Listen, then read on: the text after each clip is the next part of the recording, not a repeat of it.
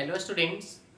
इससे पहले के लेक्चर में हम मेल और फीमेल रिप्रोडक्टिव सिस्टम के बारे में डिटेल से जान चुके हैं, है ना।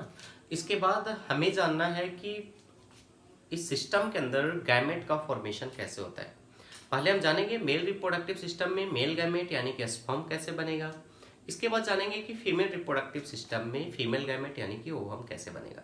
तो आज के लेक्चर में हम देखते हैं कि मेल रिप्रोडक्टिव सिस्टम में स्पर्म का फॉर्मेशन कैसे होता है ना। तो मेल रिप्रोडक्टिव सिस्टम में जो स्पर्म बनते हैं, इस स्पर्म के बनने के प्रोसेस को क्या कहा जाता है? इस प्रोसेस को कहा जाता है स्पर्मेटोजेनेसिस। क्लियर?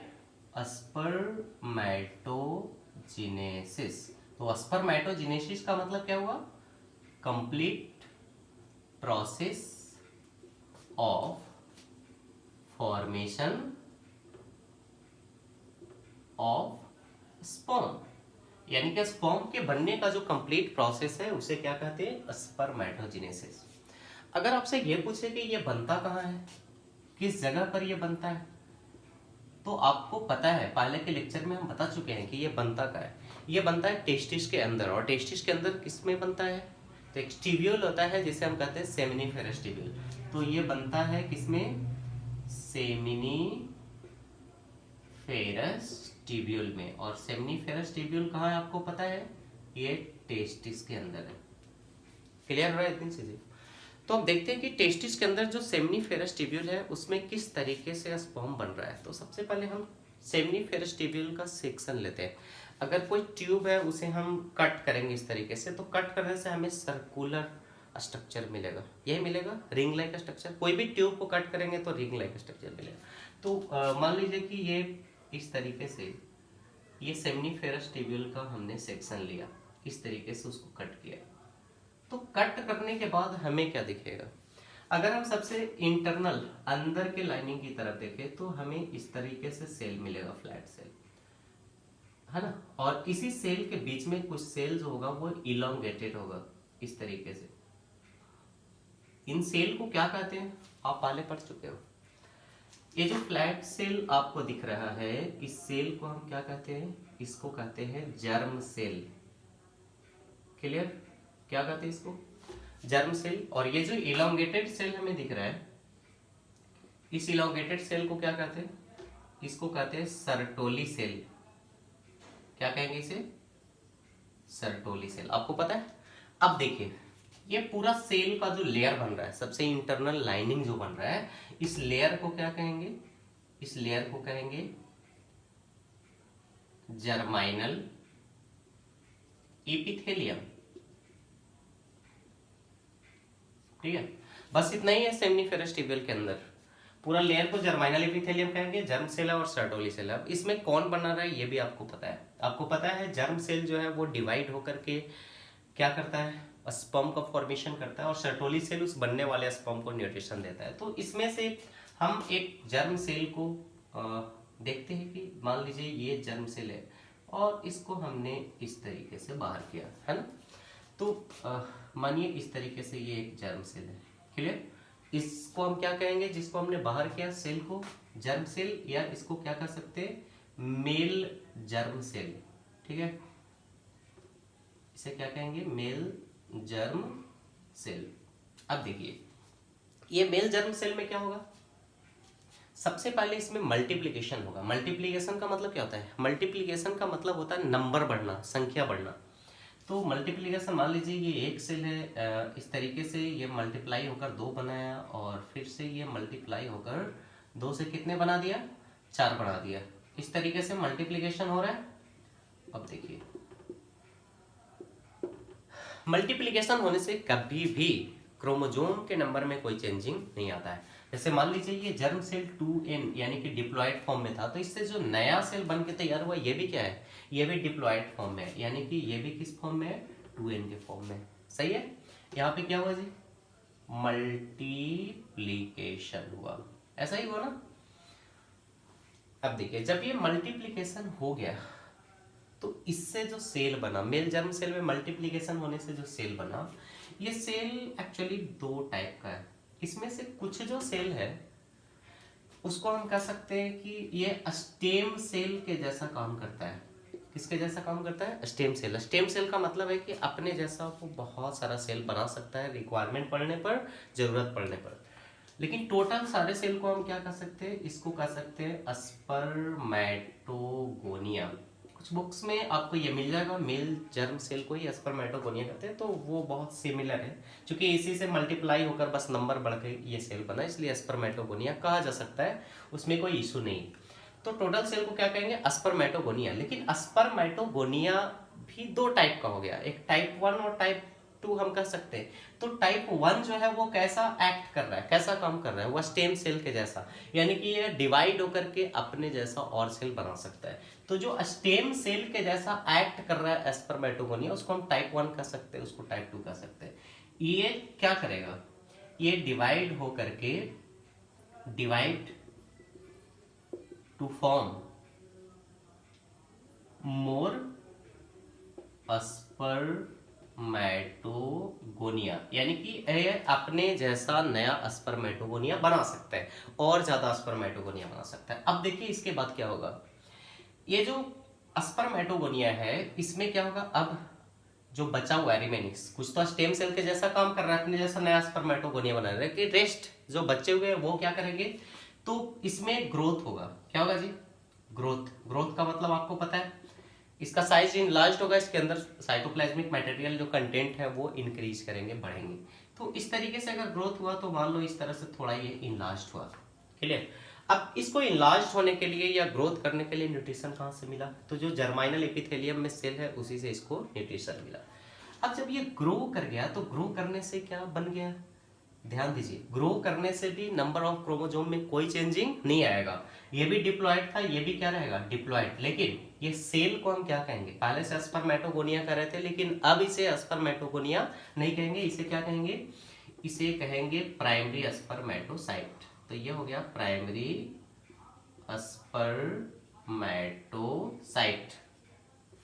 क्लियर है? क्या हो गया ये? Primary spermatocyte. अब देखिए, ये प्राइमरी स्पर्मेटोसाइट में मियोटिक डिवीजन स्टार्ट होता है, और आपको पता है मियोटिक डिवीजन 2 फेज में कंप्लीट होता है, meiosis first and meiosis second. तो सबसे पहले इसमें क्या होगा? मियोसिस फर्स्ट होगा, और मियोसिस फर्स्ट होने से कितने सेल बनेंगे?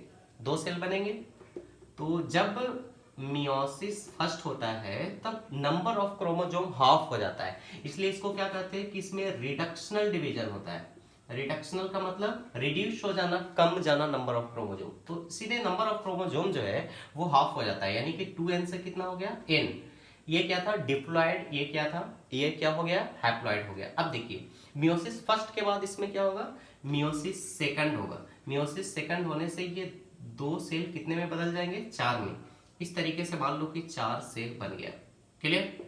अब यहां पर क्या हुआ जी? Meiosis second. ये कैसा होता है?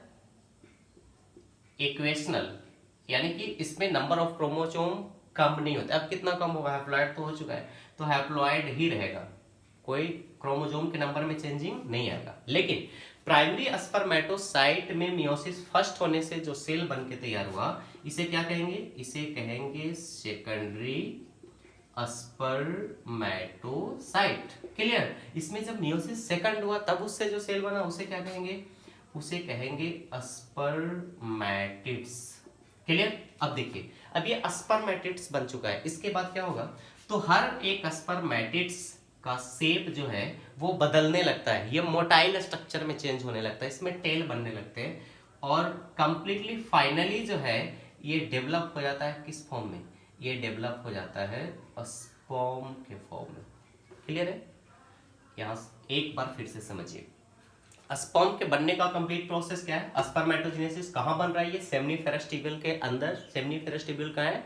टेस्टिस के अंदर। ऐसा ही है, सेमनीफेरस ट्यूब्यूल के अंदर अगर देखेंगे हम इंटरनल लाइनिंग में, तो इंटरनल लाइनिंग में टिश्यू है जिसे जर्माइनल एपिथेलियम कह रहे हैं, उसमें 2 सेल है, जर्म सेल और सर्टोली सेल। ऐसा ही है। अब देखिए, जर्म सेल को अगर हम बाहर करते हैं तो इसे हम मेल जर्म सेल कह सकते हैं, क्योंकि ये मेल रिप्रोडक्टिव सिस्टम का पार्ट है।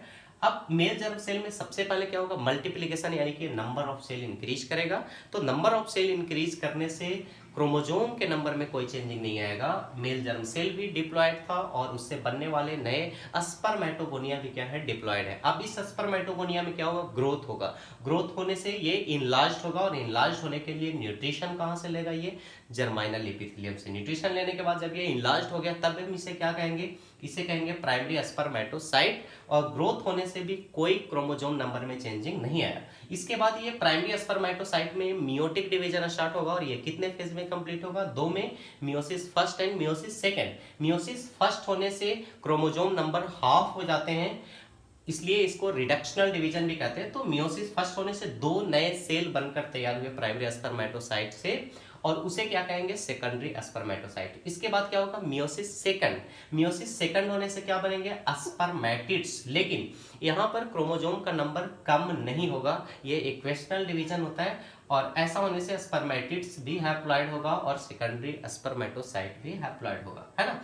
अब ये स्पर्मेटिड जो है वो डेवलप हो गया किस फॉर्म में, स्पर्म के फॉर्म में। तो आपने देखा स्पर्म बनकर तैयार हो गया, क्लियर है। अब देखिए ये स्पर्म, मेल जर्म सेल से जो स्पर्म बन रहा है, ये टोटल बनने का जो कंप्लीट प्रोसेस है यहां से यहां तक, ये कंप्लीट प्रोसेस को हम क्या कहेंगे, इसको कहेंगे स्पर्मेटोजेनेसिस। लेकिन स्पर्मेटिड से स्पर्म बनने का जो प्रोसेस है, यानी कि यहां से यहां स्पर्मेटिड से क्या बनने का, स्पर्म बनने का प्रोसेस, हम स्पर्म का स्ट्रक्चर देखेंगे तो डिटेल से जानेंगे कि स्पर्मेटिड में क्या चेंजिंग आया जो स्पर्म बना। तो स्पर्मेटिड से स्पर्म बनने का प्रोसेस होता है स्पर्मियोजेनेसिस, ठीक है। दोनों क्लियर हो रहा है, स्पर्मेटोजेनेसिस और स्पर्मियोजेनेसिस। स्पर्मियोजेनेसिस का मतलब स्पर्मेटिड से स्पर्म बनना और स्पर्मेटोजेनेसिस का मतलब स्पर्म के बनने का कंप्लीट प्रोसेस, ठीक है। ये कहाँ पार्टिसिपेंट्स ऑफ फंक्शन आपको पता चला, ये सेमनीफेरस ट्यूब्यूल के अंदर हुआ। अब देखिए ये जो स्पर्म बन के तैयार होता है, इनिशियल स्पर्मेटिड से जो स्पर्म बन के तैयार हुआ, ये स्पर्म को न्यूट्रिशन चाहिए और फर्दर ग्रोथ के लिए, तो वो न्यूट्रिशन कौन देगा उसको, सर्टोली सेल।